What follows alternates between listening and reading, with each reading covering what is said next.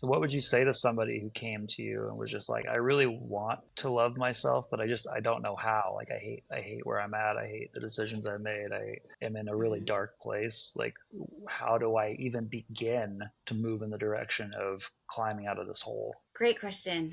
And because I've lived it, and I had no guidance really, like I just started, honestly, I can't say I didn't have any guidance because I did grow up Christian Catholic. And so when I hit my rock bottom, I did. I was on my bedroom floor crying, praying to God, like, help me. Like this is Yeah. not, this is not what I want my life to be. Um, so I that's where it all started. And then from there, like really just anybody that comes to me is open and willing. They're at that point already.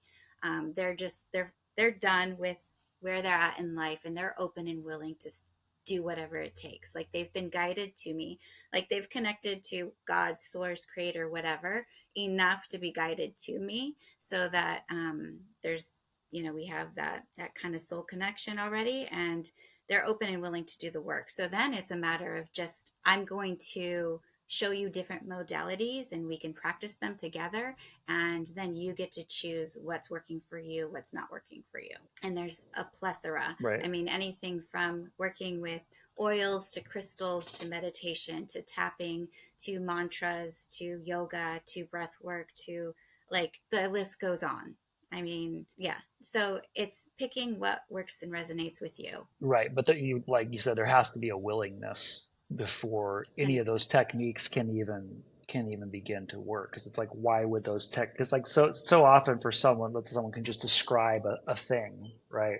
Or right, prescribe right, like a technique, or here, do this, this many times a day for this long, and this will work. And right. sometimes people need that, but they have to be at that point where they're like, the very fact that they're asking that question, like how I just presented it to you, Mm-hmm. usually means they've been checkmated by life and Totally. backed into a corner where they're either like going to do something drastic to get out of it, or they're going to Right, fall into a deep depression or be suicidal, or you know what I mean.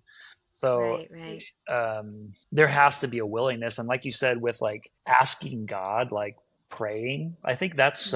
that's so important. Like some of the worst points in my life was just have been where I've just been like, I can't do it myself, and there's a Mm-hmm. relinquishing of the personal will, and just being Mm-hmm. like, it's surrender, which actually It's puts you back in surrender. control. Because yeah.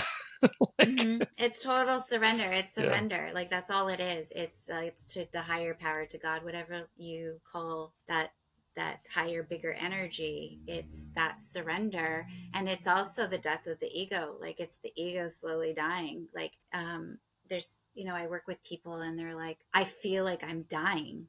And I'm like, it's not you dying, it's your ego dying. That's something to celebrate, because Yeah, it's who you're you think you you're are. you're surrendering into like this infinite possibility world of what God, source, creator wanted us to experience. And yeah, that old pattern, and that old person that was filled with different patterns and programming and this and that is dying, and it's time to celebrate that death.